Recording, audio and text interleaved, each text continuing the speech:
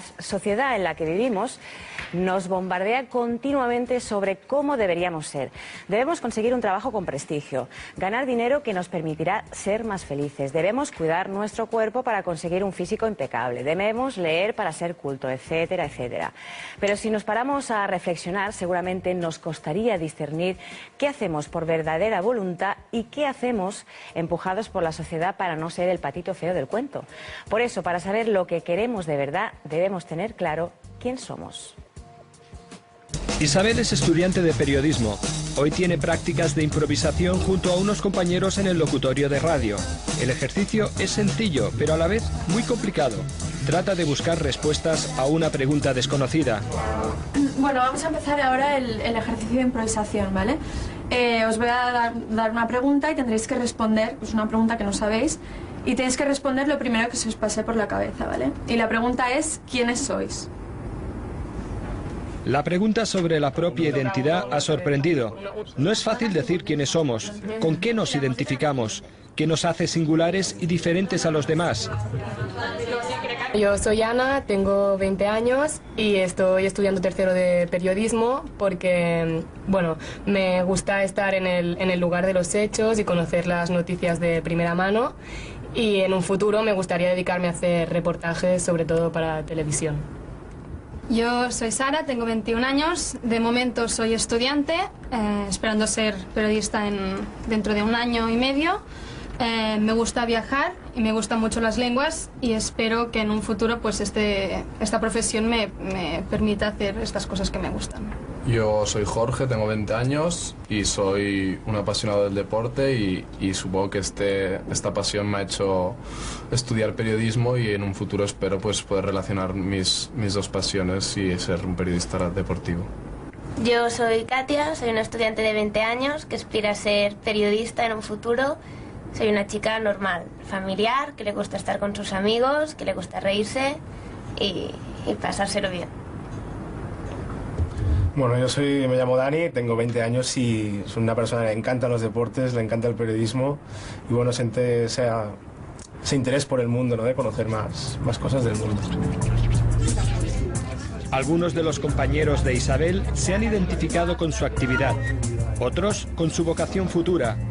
Algunos se identifican a partir del propio nombre. ¿Quiénes somos en realidad? ¿Hasta qué punto lo decidimos nosotros mismos o es la mirada de los demás la que nos determina? Así que hoy esa es la pregunta que nos hacemos. ¿Quiénes somos? En la tertulia sobre filosofía de vida les vamos a hablar de la identidad, eso que nos hace únicos y especiales de los demás, esa virtud que también nos hace diferentes y nos separa o no. Y para hablar del tema, además de a Manuel Pimentel, contamos hoy con Jorge Wagensberg, doctor en física, profesor, investigador y escritor y director científico de Cosmocaixa, con Joan Romeu, doctor en medicina, especialista en neurología y en psiquiatría, y finalmente con Jorge de los Santos, artista plástico. En primer lugar, la pregunta del millón, ¿qué es la identidad? ¿Quién quiere empezar? Bueno, la identidad, por ejemplo, es lo que nos distingue del vecino y en buena parte nos la inventamos. Pero la cuestión de siempre es cómo conjugar nuestra identidad individual como individuo con las identidades colectivas a las que pertenecemos. Yo creo que cualquier persona pertenece a muchas, ¿no? Está el Barça, está la nación, está la religión, está...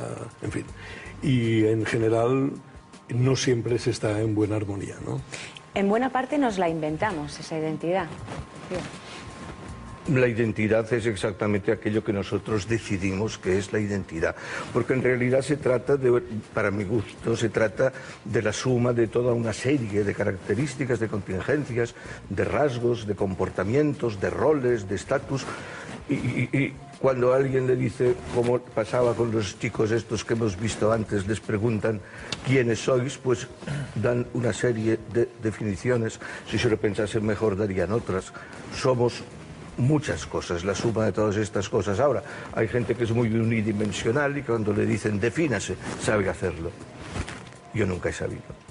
¿Qué poder tienen nuestros padres sobre nuestra identidad? Hombre, yo creo que tienen un poder determinante en el sentido de que nuestra identidad es una identidad cultural. Formada tenemos una identidad biológica o bioquímica, pero también tenemos una identidad cultural si en el fondo no son lo mismo. O sea, yo, por ejemplo, estoy ahora hablando contigo. Claro, ¿quién está hablando? ¿Mi cultura, la cultura que he adquirido como ser humano vivo? ¿O está hablando mi laringe? ¿O los métodos de expresión que me hayan podido enseñar? O sea, en el fondo, normalmente, esta me da la sensación, esta diferenciación entre bioquímica y cultura es solo un asunto de poder, de ver quién tiene que determinar cómo nos comportamos.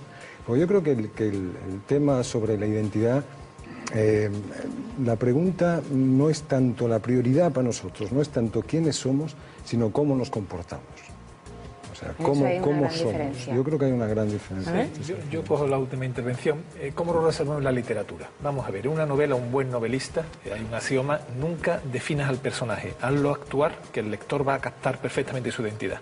Estamos leyendo una novela, vemos al personaje que se mueve, hace 2 o 3 cosas y ya ha conseguido el escritor transmitirnos una idea de identidad. Yo, por tanto, me agarro un poco a la del personaje.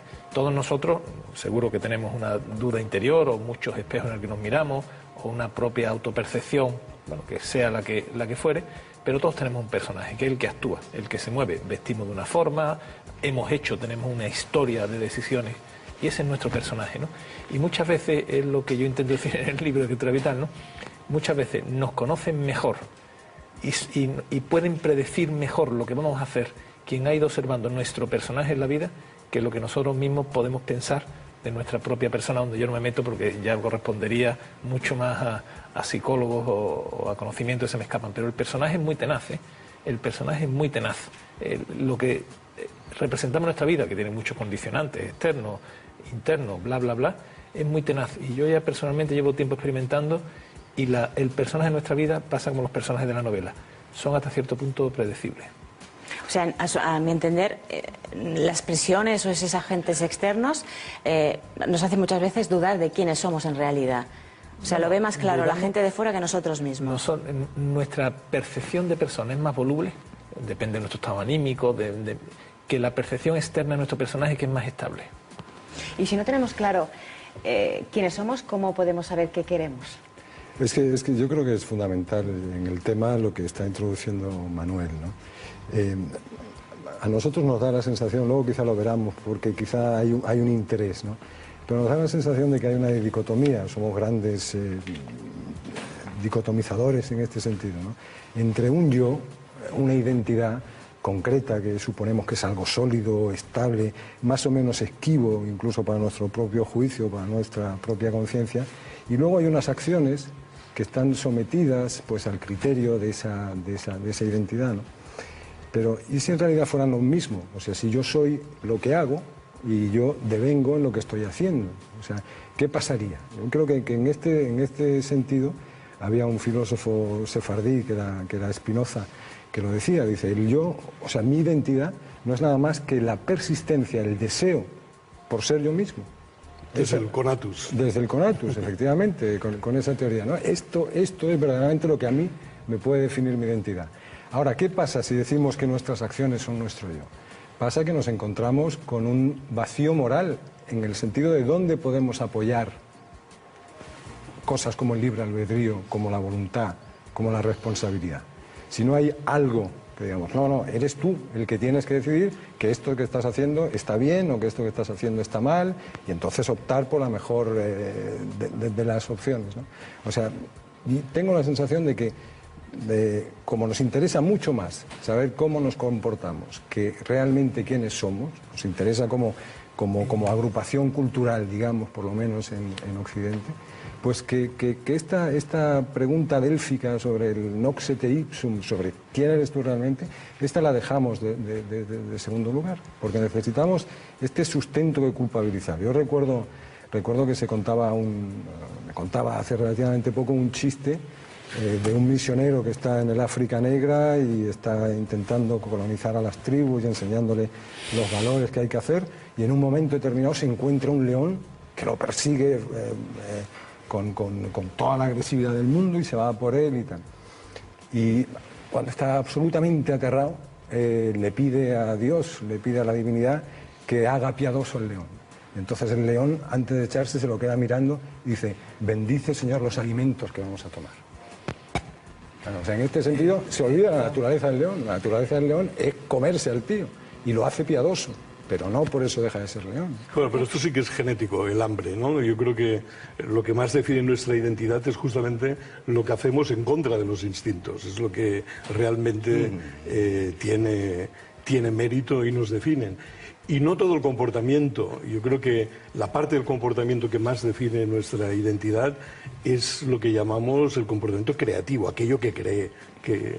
En fin, yo creo que si hay algún fallo en general en las teorías psicoanalíticas o de estudios de la mente, es que yo veo poco el término creatividad, por lo menos en las grandes teorías, ¿no? El sexo es muy importante, el instinto de muerte es muy importante, pero por lo menos la experiencia que he tenido directamente, cuando una persona tiene unos problemas de estabilidad anímica o de identidad, es porque no ha resuelto su creatividad particular.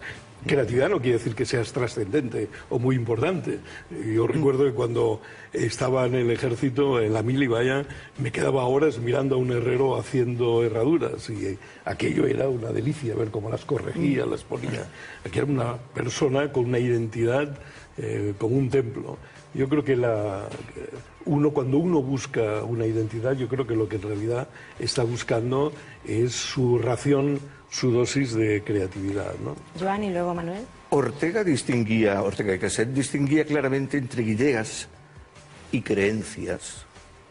Bueno, la y creo que esto que estás también. diciendo exactamente encaja con esto. Es decir, cuantas más creencias tienes, menos creativo eres. Porque la creatividad exige ideas, no creencias. Buscar identidad, no sé dónde la encuentro, lo triste es que la encuentras muy fácilmente en las creencias, identidades colectivas. Te apuntas aquí, te adscribes allá. Pero se nota porque si ya estás pierdes. cantando un himno o te ponen un uniforme, ¿no? Por supuesto, por esto te digo que la búsqueda, en este caso de una determinada identidad, tiene su peligro. La identidad no se busca, la tienes.